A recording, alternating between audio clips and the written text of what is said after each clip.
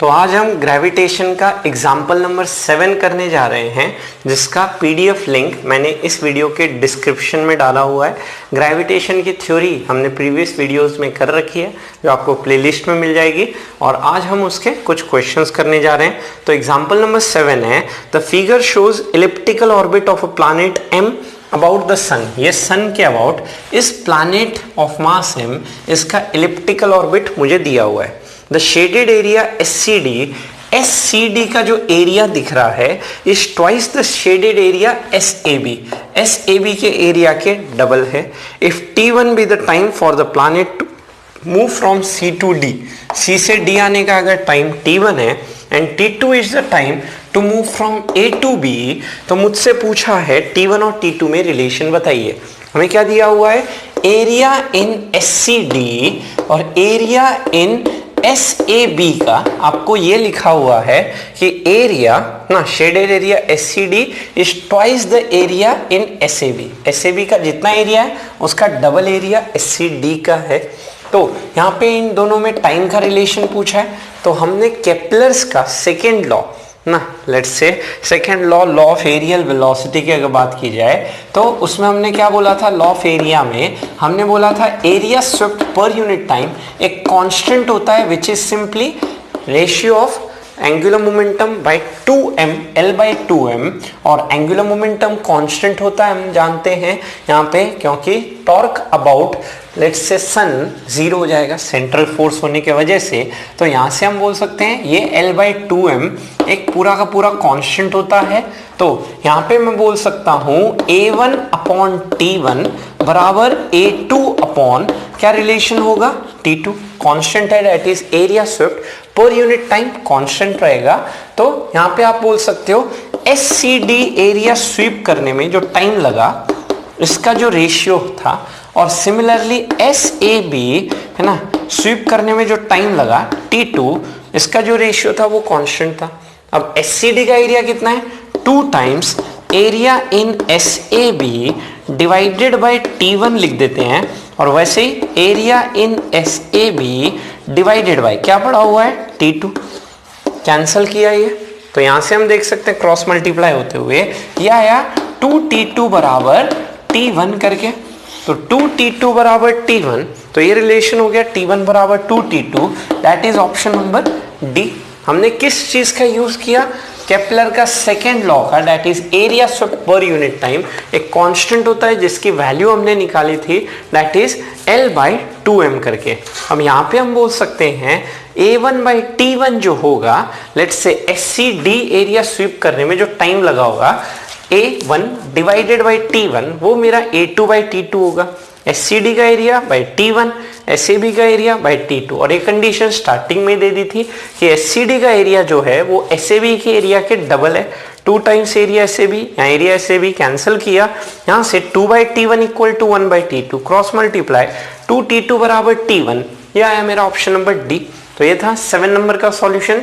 यहाँ तक सब लोग स्क्रीन। एग्जाम्पल नंबर 8 कुछ इस तरह से है, ये अर्थ है, अर्थ के सेंटर से 4r डिस्टेंस पे इस पॉइंट A से मैंने क्या किया, एक पार्टिकल को थ्रो किया सच दैट वर्टिकल से एंगल कितना है 30 डिग्री, और ये पार्टिकल अर्थ के ग्रेविटेशन पुल में होते हुए इस अर्थ को जस्ट ग्रेस करके जा रहा है, टेंजेंशियली टच करके जा रहा है, ये आपको 90 डिग्री दिया हुआ है। हमसे पूछा गया है कि लेट्स से ये आपको v1 स्पीड दे रखी है, और यहाँ पे स्पीड कितनी गिवन है आपको, v2 करके गिवन है। अब यहाँ पे हमसे पूछा गया है, ये बताइए आप कि लेट्स से स्पीड v1 कितना होना चाहिए, ये v1 की वैल्यू कितनी होगी, 2 अननोन है v1 और v2, 2 इक्वेशन लिखने जाएंगे। सबसे पहला इक्वेशन क्या लिखेंगे, angular momentum conservation. Angular momentum conserve क्यों कर रहे हैं, क्योंकि यहाँ पे एक ही फोर्स है ग्रेविटेशन फोर्स, और क्योंकि ये ग्रेविटेशन फोर्स सेंट्रल फोर्स है, और सेंट्रल फोर्स अगर है तो इसके अबाउट अगर मैं बोलूं टोटल फोर्स इसी से पास होगा, तो इस पॉइंट के अबाउट नेट टॉर्क कितना हो जाएगा, 0, तो कोई टॉर्क नहीं होगा, तो एंगुलर मोमेंटम कंजर्व रहेगा। मतलब लेट्स से इस पॉइंट A और इस पॉइंट B पे आप टोटल एंगुलर मोमेंटम कंजर्व करते हुए तो एंगुलर मोमेंटम का फॉर्मूला क्या होता है, अगर ट्रांसलेट कर रहा है पार्टिकल तो r क्रॉस p करके होता है। तो इस पॉइंट के अबाउट बोला जाए, let's say about point O है ना, ये एंगुलर मोमेंटम कंजर्व हम कर रहे हैं, let's say about point O। तो इस पॉइंट के अबाउट हम निकाल सकते हैं, यहाँ पे कैलकुलेट करने जाते हैं तो इस पॉइंट से यहाँ ज्वाइनिंग वेक्टर क्या हो गया, r वेक्टर हो गया। और इस डायरेक्शन में कौन सा वेक्टर हो गया, जिस डायरेक्शन में वेलोसिटी है उस डायरेक्शन में लीनियर मोमेंटम हो गया mv। तो एंगुलर मोमेंटम होता है r क्रॉस p, तो r क्रॉस p करूंगा अंदर की तरफ आते हुए is equal to rp1 sine of, angle है r और p के बीच में 30 और डायरेक्शन है माइनस k कैप। उसी तरह से जब ये पॉइंट B पे आएगा तो r वेक्टर ये रहा, p vector along the velocity हो गया p2 करके, तो यहाँ पे भी r क्रॉस p करोगे तो ये r क्रॉस p, यहाँ पे r का मैग्नीट्यूड कितना है 4r करके कहा जा सकता है। तो r का मैग्नीट्यूड हो गया 4r और इस पॉइंट पे इस r वेक्टर का मैग्नीट्यूड हो गया रेडियस ऑफ द अर्थ करके, तो that is r into linear momentum p2 और साइन ऑफ एंगल कितना दिख रहा है 90 डिग्री। और यहाँ पे भी r क्रॉस p किया जाए तो वो अंदर की तरफ आ रहा है, that is minus k cap. p1 अगर मैं बोलूं mv1 हो जाएगा, this is 4r m into v1, planet का मास कैपिटल M, सैटेलाइट है ना जो फेंका गया उसका स्मॉल m कर दिया जाए, साइन 30 की वैल्यू होती है 1/2 माइनस k कैप। वैसे r p2 अगर बोलूं ये आ गया m इंटू v2, m से m कैंसिल हुआ, ये 2r कैंसिल हो जाएगा ना, तो यहाँ पे ये r बचेगा, तो r कैंसिल हो गया यहाँ पे, फिर ये होगा 2v1 इज इक्वल टू, क्या रिलेशन आ जाएगा हमारे पास v2 करके आ जाएगा। तो ये तो एक इक्वेशन आ गई। दूसरी इक्वेशन आते हैं, दूसरी इक्वेशन इन दो पॉइंट्स पे मैकेनिकल एनर्जी कंजर्व करते हैं, कोई फ्रिक्शन फोर्स नहीं लग रहा तो मैकेनिकल एनर्जी कंजर्वेशन किया जाए। तो मैकेनिकल एनर्जी कंजर्वेशन से एक और इक्वेशन आएगी और उन दो इक्वेशन को सॉल्व करके v1 v2 आ जाएगा। मुझसे v1 पूछा था, तो हमें दो इक्वेशन लगानी होती है, एक तो मैकेनिकल एनर्जी कंजर्वेशन और एक लीनियर मोमेंटम कंजर्वेशन। तो हम बोल सकते हैं UA plus KA is equal to UB plus KB, क्योंकि एयर रेजिस्टेंस है नहीं एज वेल एज कोई फ्रिक्शन है नहीं, तो मैकेनिकल एनर्जी कंजर्व किया जा सकता है। अब इसका मास हम कैपिटल M कह दे रहे हैं, इसका मास स्मॉल m, तो 4r डिस्टेंस पे है तो potential energy is minus GMM divided by 4r।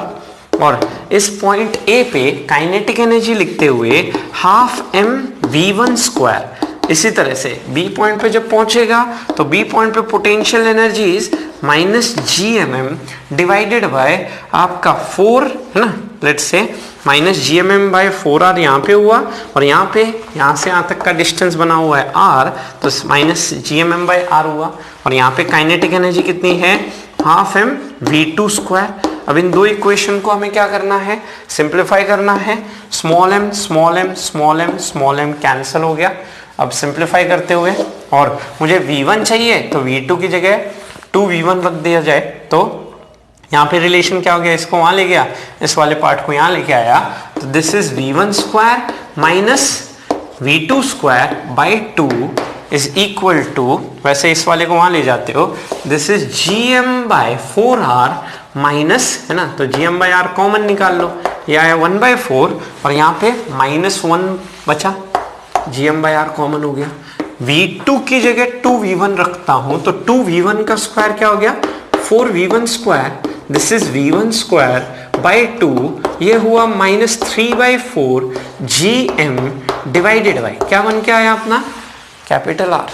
अब यहाँ पे हम क्या बोल सकते हैं, दिस इज -3/4 ना, -3/2, 2 से 2 कैंसिल हुआ, -3 से 3 कैंसिल हुआ, तो v1 स्क्वायर यहाँ पे सीधा बन गया, 3 से 3 कैंसिल हो जाएगा और यहाँ 2 बचेगा, तो gm बाय 2r करके, तो यहाँ से v1 की वैल्यू आ गई root under gm divided by क्या लिखा जा सकता है 2r करके।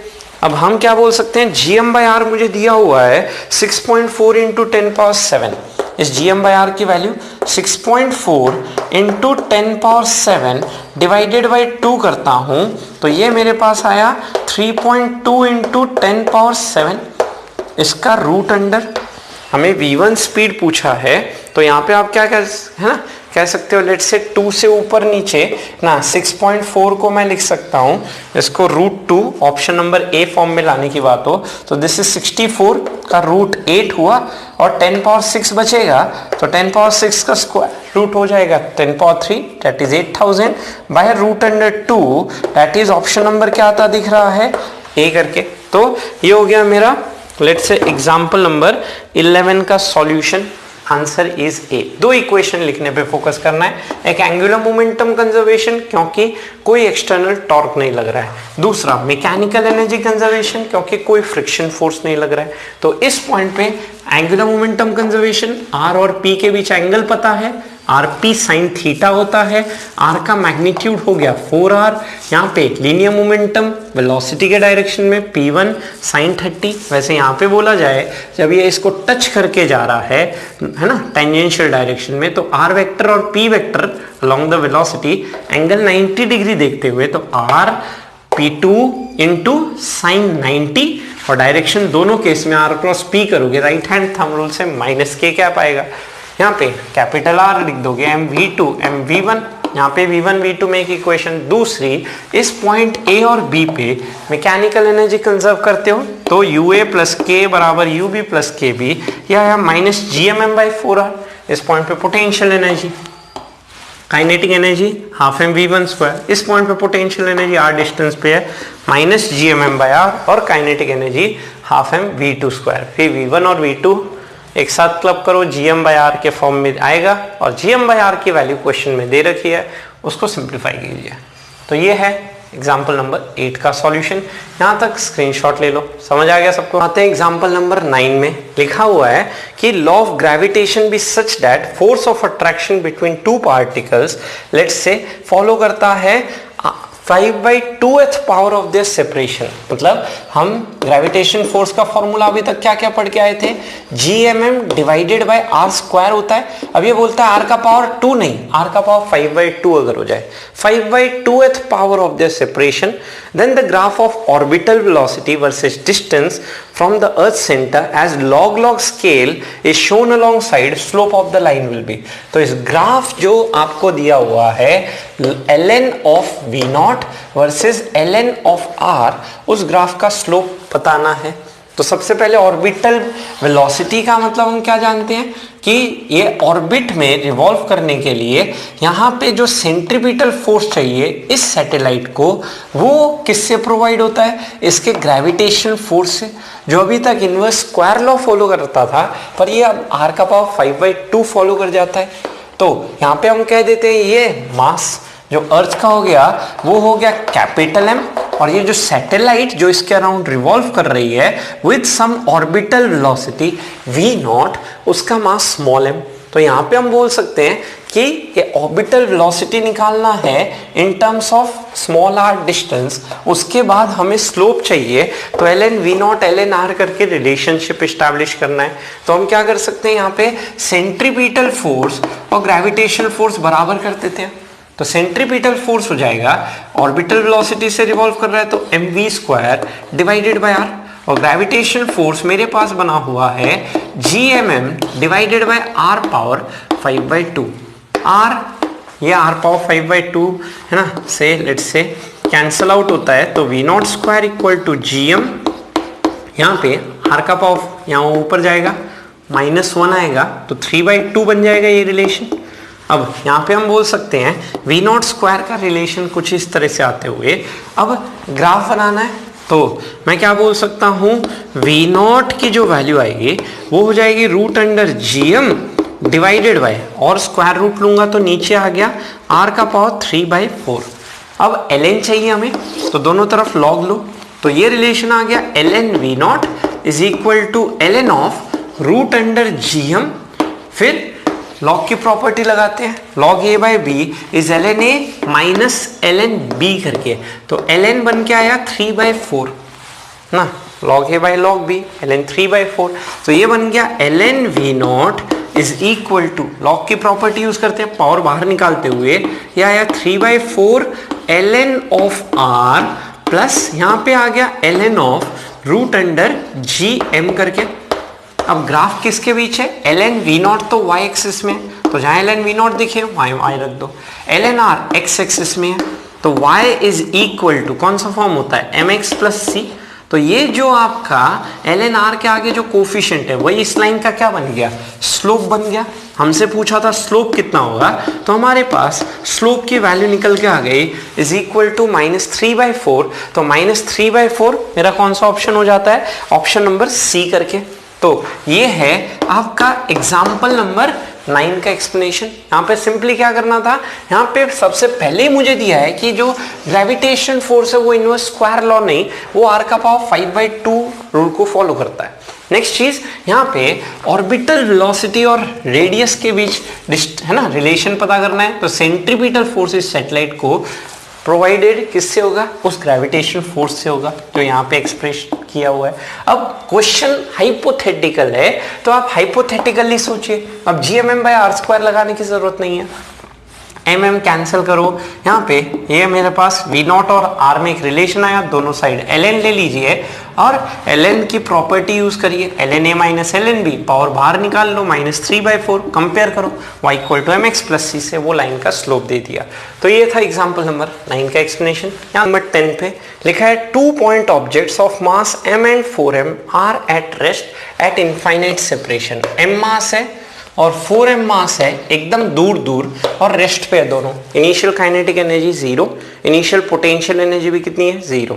They move towards each other under the mutual gravitation attraction. तो इन दोनों को एक दूसरे की तरफ खींच कौन रहा है, ग्रेविटेशन अट्रैक्शन फोर्स खींच रहा है। If g is the universal gravitation constant then at separation r, तो जब वो r पॉइंट पे आएंगे ये दोनों मासेस m और 4m let's say r distance पे आते हैं, total mechanical energy of the two objects is 0। तो इनिशियल अगर मैं बात करूं, इनिशियल इंफिनिटी पे पोटेंशियल एनर्जी भी 0 है इस सिस्टम की, एज वेल एज रेस्ट पे बोला है तो काइनेटिक एनर्जी भी 0 है। और क्योंकि कोई फ्रिक्शन नहीं लग रहा, तो ऑप्शन ए में हम क्या बोल सकते हैं, total mechanical energy that is potential और काइनेटिक कांस्टेंट रहेगी। दैट इज इंफिनिटी पे जो 0 और 0 करके है ना टोटल मैकेनिकल एनर्जी 0 थी, वो 0 ही थ्रू आउट बनी रहेगी। तो पहला ऑप्शन तो सही हो जाता है, total mechanical energy of the two objects is 0 always ना। नेक्स्ट है there relative velocity is let's say √10 gm/r ना या 0। तो ऑप्शन नंबर बी और डी हमें चेक करना है। तो लेट्स से जब आएंगे तो ये v1 स्पीड से और ये v2 स्पीड से, कोई एक्सटर्नल फोर्स तो नहीं लग रहा, पूरे को एक सिस्टम बोल दिया जाए तो ये इस सिस्टम के इंटरनल फोर्स हो गए। तो यहाँ पे हम क्या कह सकते हैं, यहाँ पे ऑप्शन नंबर बी या डी चेक करने के लिए कौन सा सही होगा, उसके लिए क्या करना चाहते हैं, सबसे पहले v1 v2 पता करते हैं। कैसे, मोमेंटम कंजर्वेशन, इनिशियल मोमेंटम बराबर फाइनल मोमेंटम। इनिशियल मोमेंटम तो 0, फाइनल मोमेंटम की बात करूं तो इसका मोमेंटम आ गया +m v1 और ये हमने मान लिया पीछे है -4m v2, देखने में समझ आएगा ये पीछे की तरफ ही आ रहा होगा। तो यहां से क्या हो गया, यहाँ आया v1 = 4v2, ये तो आया मेरे पास v1 और v2 का लेट्स से एक रिलेशन, दो अननोन है, दो इक्वेशन चाहिए। दूसरी इक्वेशन कहां से आएगी, मैकेनिकल एनर्जी कंजर्वेशन से। Initial mechanical energy equal to final mechanical energy जब r डिस्टेंस पे होंगे। तो मैकेनिकल एनर्जी कंजर्वेशन अगर करने जाऊं तो मैं बोल सकता हूं ui + ki is equal to क्या बनने जाएगा, uf + kf। इनिशियल इंफिनिटी पे जब है तो पोटेंशियल और काइनेटिक दोनों 0, r डिस्टेंस पे आए तो पोटेंशियल एनर्जी हो गई -gmm/r और काइनेटिक एनर्जी इस सिस्टम के ये सिंपली हो गई ½ v1² हाफ ऑफ, मैं क्या बोल सकता हूँ, इस दूसरे का मास है 4m तो यहाँ 4m रख दीजिए, 4m ना, तो -gmm/r ये हो गया ½ v1² और दूसरे का हो गया हमारा ½ 4m × v2² करके। अब मुझे पूछा है total kinetic energy of the objects ना, ऑप्शन नंबर सी में। तो total kinetic energy of the objects अगर बोलूं, इन दोनों का सम जो होगा वो किसके बराबर होगा, ये यहाँ लेके आओगे तो g है ना 4gm/r करके आ जाएगा। That is option number C बोले टी पूरा सिस्टम की काइनेटिक एनर्जी कितनी हो जाएगी, is equal to 4gm² divided by R. तो ऑप्शन नंबर सी अगर देखूं ए लिखा हुआ है तो ऑप्शन नंबर सी भी सही है। अब ऑप्शन नंबर बी और डी में बस चेक करना है कौन सा सही है। तो अब इसे सिंप्लीफाई करना है तो ये यहाँ आता है this is 4gm² divided by R. यहाँ पे आप क्या कॉमन निकाल सकते हो, m/2 कॉमन निकाल लिया जाए, या आया v1² प्लस 4 इंटू क्या लिख दिया जाए v2² करके लिख दिया जाए। m/2 कॉमन निकाल लिया है, एक m से m कैंसिल किया जाए, दिस इज 4gm/r और यहाँ पे 1/2 इंटू मैं इस रिलेशन को यूज करता हूँ v1 बराबर 4v2, जिसका स्क्वायर करूंगा तो 16v2² प्लस v2², ये हो गया 17v2², सॉरी यहाँ 4v2² है तो 20v2²/2 is equal to 10v2², ये आया 4gm डिवाइडेड बाय क्या बन गया मेरे पास r करके आ गया। तो यहां से मैं बोल सकता हूं जो v2 निकल के आया that is √4/10 is 2/5 gm divided bye ये आ गया मेरे पास r करके। अब मुझे पूछा है रिलेटिव वेलोसिटी कितना होगा। तो रिलेटिव वेलोसिटी की अगर बात करें तो रिलेटिव वेलोसिटी क्या बोल सकता हूं, किसी एक को रोक दो। तो इसको रोकने के लिए है ना, तो मैं किसी एक को रोकता हूं तो लेट्स से मुझे v2 फॉर्म में लाना है तो v1 पीछे लगाया जाए ना। तो v1 v2 की वैल्यू निकाल लेते हैं। तो v1 कितना है अपने पास, v1 पड़ा हुआ है 4v2, तो इसका 4 टाइम्स कर दो तो 4 इंटू √2/5 gm डिवाइडेड बाय क्या आ गया r। तो रिलेटिव वेलोसिटी अगर बात करें तो एक को रोक दीजिए, तो एक को रोकने का मतलब यहाँ v1 पीछे लगाया तो इस पे v1 पीछे लगेगा, that is this is simply v1 plus v2।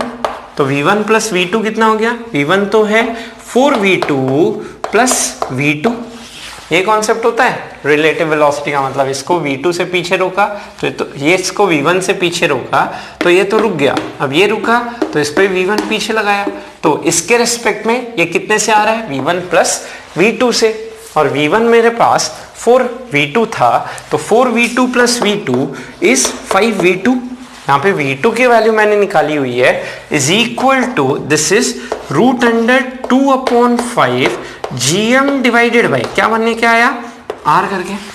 5 इस रूट के अंदर जाएगा 25 इंटू 2 50/5 इज 10 करके आया तो this is 10 gm divided by r। ये हमारे पास ऑप्शन नंबर बी दिख रहा है ना, जीरो तो होगा नहीं, कुछ होगा, नॉन जीरो वैल्यू है तो देयरफॉर ऑप्शन नंबर क्या हो गया बी। ऑप्शन डी नहीं होगा, ऑप्शन बी सही है। तो इसका आंसर क्या हो जाता है, इस क्वेश्चन का answer more than one answer सही है, ए बी एंड सी करके। तो पहला काम मैंने क्या किया, पहला काम मैंने यहाँ मोमेंटम कंजर्वेशन किया और दूसरा काम किया मैकेनिकल एनर्जी कंजर्वेशन। ग्रेविटेशन के क्वेश्चन जब आए तो ये दो इक्वेशन बहुत बार लगती है। तो ये था एग्जाम्पल नंबर 10 का सॉल्यूशन। यहाँ पे एग्जाम्पल नंबर 11 की बात करने, which of the following statements are true about acceleration due to gravity. तो ऑप्शन नंबर ए में बोला है आर से अगर बड़ा हो, जिस पॉइंट पे हमें लेट्स से निकालना हो वो रेडियस आपका क्या हो जाए, इसके रेडियस से बड़ा हो जाए जो प्लैनेट है, तो इस केस में जो g है वो आपका घटता है जैसे अवे अवे जा रहे हो, decreases in going away from the centre. तो ये सही है क्योंकि हमारा g जो होता है सरफेस पे वो होता है आपका 10 मीटर पर सेकेंड स्क्वायर g जो होता है, पर जैसे जैसे ऊपर जाता हूं एक अप्रोक्सीमेशन अकॉर्डिंग टू एल्टीट्यूड आपका रिलेशन क्या आया था 1 - 2h/r करके, तो घटता है। तो पहला ऑप्शन तो मेरा सही है कि g decreases as moving away from the centre ना, जैसे जैसे ऊपर जा रहा हूं इन्फिनिटी पे g कितना हो जाता है, 0 हो जाता है। उसी तरह से g decreases in moving away from the centre if r less than r। तो अगर r इस केस में अगर बात की जाए जहाँ पे r अगर r से छोटा है इस पॉइंट पे, तो यहाँ पे जैसे जैसे सेंटर से अवे जा रहा हूं तो हमारा जो g होता है सेंटर पे तो 0 है, पर जैसे जैसे अवे जा रहे हो सेंटर से वैसे वैसे घट नहीं रहा है, वैसे वैसे बढ़ रहा है, g की तरफ जा रहा है। और हम जानते हैं किसी डेप्थ पे आपका g की वैल्यू होती है 1 - d/r। तो यहाँ 0 से जैसे जैसे अवे फ्रॉम द सेंटर जा रहा हूँ सरफेस की तरफ तो g की वैल्यू बढ़ रही है। तो ऑप्शन नंबर बी तो क्या हो गया अपना, गलत हो गया। उसी तरह से g zero at centre of earth, ये हम बात कर चुके हैं। d की वैल्यू r रखो, r/r 1, तो सेंटर पे g की वैल्यू होती है 0 विच इज ट्रू। एंड आखिरी D option, g decreases if earth stops rotating on its axis.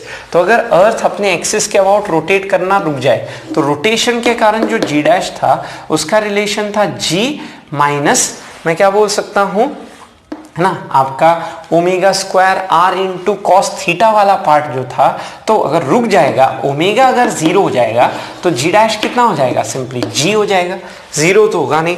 तो ऑप्शन नंबर डी अगर बोला जाए तो गलत है। तो इसका आंसर क्या हो जाता है, आंसर हो गया इसका निकल के ए एंड सी। अगर रोटेट करना रुकेगा तो ओमेगा वाला पार्ट 0 होगा, बाकी g dash equal to g minus omega square r cos square theta वो वाला पार्ट 0 हुआ ना, बाकी जी तो पता ही हुआ है। तो ये रहा मेरा एग्जाम्पल नंबर 11 का एक्सप्लेनेशन। अगला क्वेश्चन आओ, example number 12। An astronaut inside N earth satellite experiences weightlessness because. तो एक अर्थ के सैटेलाइट के अंदर वो वेटलेसनेस क्यों फील कर रहा है, इसकी बात करें तो पहला condition, he is falling freely, free fall of the gravity वाला केस हो गया, कोई कांटेक्ट बना नहीं पा रहा है ना, जब घूम रहा है सैटेलाइट, अर्थ के सैटेलाइट में बोले मतलब लेट्स से बाहर में है, तो उस टाइम पे आपका फ्री फॉल वाला सिचुएशन हो गया, तो ही इज फॉलिंग फ्रीली, सही है। No external force is acting on it, है ना। बी की बात करूं, इस पे कोई एक्सटर्नल फोर्स एक्ट नहीं कर रहा, ये इसका रीजन नहीं है कि भाई वो वेटलेसनेस फील कर रहा है, ठीक है। तो ये वेटलेसनेस फील करने वाली कंडीशन तो हुई नहीं। नेक्स्ट है, no reaction is exerted by floor of the satellite, कोई रिएक्शन फ्लोर नहीं मिल रहा है जिसके वजह से वहां पे अपेरेंट वेट अगर बोलूं 0 हो जाएगा। नॉर्मल 0 हुआ तभी तो वो अपेरेंट वेट 0, तो उसी को तो हम वेटलेसनेस कहते हैं। तो ऑप्शन नंबर सी भी सही है। And he is far away from the earth surface, far away होने के बावजूद भी वो वेटलेसनेस वाला कंडीशन तो नहीं है। तो इसका बेस्ट आंसर क्या हो जाता है, वेटलेसनेस फील कर रहा है दो रीजन से। पहला रीजन है रिएक्शन नहीं मिल पा रहा है, आपका नॉर्मल अपेरेंट वेट 0 होने वजह से आपका वेटलेसनेस कंडीशन, और वो फ्री फॉल जैसा सिचुएशन में है। तो ये रहा मेरा लेट्स से 12 नंबर का एक्सप्लेनेशन। नेक्स्ट आते हैं लेट्स से 13 नंबर के क्वेश्चन पे बात करने। if a satellite orbits as close to Earth's surface as possible, जितना जितना अर्थ के सरफेस के पास जाएगा, है ना, लेट्स से एक सैटेलाइट अर्थ के सरफेस के जितना पास जाता है, तो पहला चीज स्पीड इज मैक्सिमम, जो इसके ऑर्बिटल स्पीड है, ऑर्बिटल स्पीड का रिलेशन हमारे पास क्या होता है, is equal to root under gm divided by r करके। तो r जो है जैसे जैसे पास जाएगा तो r क्या होगा, घटेगा। r अगर घटेगा तो यहाँ पे कह सकते हैं v0 ऑर्बिटल स्पीड बढ़ेगा, तो इस सैटेलाइट की स्पीड बढ़ेगी। तो ऑप्शन नंबर ए क्या है मेरा, सही है, ऑप्शन नंबर ए सही है। नेक्स्ट है time period of revolution is, हम बात करें टाइम पीरियड की तो ये पार्ट ए के लिए था। टाइम पीरियड का रिलेशन क्या होता है आपका, केप्लर्स थर्ड लॉ के हिसाब से T square proportional to R cube, इस रूल को फॉलो करते हुए। तो यहाँ पे रेडियस जो है जैसे जैसे अर्थ के सरफेस पे जाएगा तो आर घटेगा, तो टाइम पीरियड भी क्या होगा, घटेगा। घटेगा मतलब हम बोल सकते हैं इट विल बी मिनिमम, जब वो सरफेस पे पहुंच जाएगा तो उस केस में time period of the satellite will be minimum, जो उसके एक पूरे रिवॉल्यूशन में जो टाइम चाहिएगा वो मिनिमम हो जाएगा। फिर आओ ऑप्शन नंबर सी की बात करने। Total energy of earth plus satellite, earth और सैटेलाइट की टोटल एनर्जी, कंबाइंड एनर्जी अगर मैं बोलूं तो combined energy that is potential energy और काइनेटिक एनर्जी का जो सम होगा, ये हमने पढ़ा था। जो काइनेटिक एनर्जी या पोटेंशियल एनर्जी में हम रिलेशन लिखते थे u/2 या -k करके हो जाता है, दैट इज इक्वल टू, ये हमने निकाला था मैकेनिकल एनर्जी का formula -gmm divided by 2r करके। तो जैसे जैसे ना यहाँ पे अब मिनिमम होगा या मैक्सिमम होगा ये हमें चेक करना है। तो हम बोल सकते हैं जैसे जैसे रेडियस घटेगा मैग्नीट्यूड ई की बढ़ेगी ना। लेट्स से इनिशियल अगर लेट्स से आपका जब दूर था आपका -12 था, तो जब पास गया तो फाइनल कितना हुआ, मैग्नीट्यूड बढ़ा, लेट्स से 20 हुआ पर माइनस में बढ़ा, ना, इन्फिनिटी पे तो जीरो होता है, जैसे जैसे पास जाते हैं वैसे वैसे माइनस में है ना, माइनस यहाँ पे लेट्स से आपका -12 से यहाँ पे आया -20 हुआ, तो जब सरफेस के पास आ जाएगा तो उस केस में जो टोटल एनर्जी होगी सैटेलाइट की वो मिनिमम हो जाएगी। तो ऑप्शन नंबर सी सही है, डी गलत हो जाता है। मैक्सिमम हो गए टोटल मैकेनिकल एनर्जी, वो गलत हो जाता है। देयरफॉर इस क्वेश्चन नंबर 13 का बेस्ट आंसर क्या हो जाता है मेरे पास, ए, बी एंड सी करके। ऑब्जेक्टिव क्वेश्चन है, ऑब्जेक्टिव अप्रोच से सोचोगे तो ये है 13 का एक्सप्लेनेशन, यहां तक स्क्रीन। अगला क्वेश्चन आते हैं 14 नंबर। Planet is revolving around the sun in an elliptical orbit. ये प्लैनेट है, इस सन के अराउंड एक इलिप्टिकल ऑर्बिट में रिवॉल्व कर रहा है। Select correct alternative, its total energy is negative at D. Total energy अगर मैं बोलूं कंजर्व है और एक बाउंडेड पाथ में घूमने के लिए हम बोल सकते हैं टोटल एनर्जी सैटेलाइट की आपकी नेगेटिव होगी -gmm/2r, है ना, ये हमने वैल्यू भी निकाली हुई है। नेक्स्ट आते हैं बी की बात करने, एंगुलर मोमेंटम इज कांस्टेंट। तो इसका एक्सप्लेनेशन किससे है, ऑप्शन नंबर सी से देखोगे तो total torque about sun is zero, है ना। ये सैटेलाइट की अगर बात करूं या फिर अर्थ की, तो अबाउट सन के अबाउट यहाँ पे जो भी फोर्स होगा ग्रेविटेशन फोर्स सेंट्रल फोर्स है, तो सन के अबाउट अगर बोला जाए तो यहाँ से जो आपका ग्रेविटेशन फोर्स लगेगा centre to centre joining line के अलोंग लगेगा, क्योंकि सेंट्रल फोर्स है ग्रेविटेशन फोर्स। तो इस सन के अबाउट टॉर्क बात करना है तो यहाँ से यहाँ जॉइनिंग वेक्टर क्या हो गया, आर वेक्टर। तो इस आर वेक्टर और एफ वेक्टर के बीच एंगल 180, तो टॉर्क कितना हो जाएगा, आर एफ साइन 180 बोलोगे तो ये एंगल 180 होने के वजह से आपका टॉर्क कितना हो जाता है, जीरो। सेंट्रल फोर्स है ग्रेविटेशन फोर्स, जिसके वजह से टॉर्क अबाउट द सन हमेशा जीरो। कोई और अगर पॉइंट चूज करता उसके अबाउट हो सकता था, तो सन के अबाउट टॉर्क अगर जीरो है तो अकॉर्डिंग टू, है ना, let's say second law of torque, Newton's analogy से dl/dt, जैसे F इक्वल टू dp/dt तो टाउ इक्वल टू dl/dt। तो ये जीरो है, मतलब एंगुलर मोमेंटम जो है वो मेरा क्या है, कांस्टेंट है। तो ऑप्शन नंबर सी भी सही है as well as option number B भी क्या है, सही है। That is angular momentum constant है क्योंकि टॉर्क जीरो है। और ये कांस्टेंट एंगुलर मोमेंटम किसके अबाउट है, दोनों चीज, टॉर्क जीरो होना और एंगुलर मोमेंटम कांस्टेंट होना, ये अबाउट द सन है। एंड आखिरी पार्ट आते हैं option number D, linear momentum of the planet, है ना, इज कंजर्व्ड। ये गलत है ना, लीनियर मोमेंटम प्लैनेट का कंजर्व नहीं है, क्योंकि इस पे ये जो सन है वो एक्सटर्नल हो गया, जो इस पे क्या लगा रहा है, ग्रेविटेशन फोर्स लगा रहा है। तो एक्सटर्नल फोर्स जीरो नहीं है, एक्सटर्नल फोर्स नॉन जीरो है, जिसके वजह से आपका लीनियर मोमेंटम जो है वो कंजर्व नहीं है ना। लीनियर मोमेंटम कांस्टेंट नहीं है, एंगुलर मोमेंटम क्या बोल रहा हूं, कांस्टेंट है। तो ऑप्शन नंबर डी गलत हो जाता है। तो देयरफॉर इसका बेस्ट आंसर क्या होता है, option number A, B and C करके। तो ये है मेरा 14 नंबर का एक्सप्लेनेशन।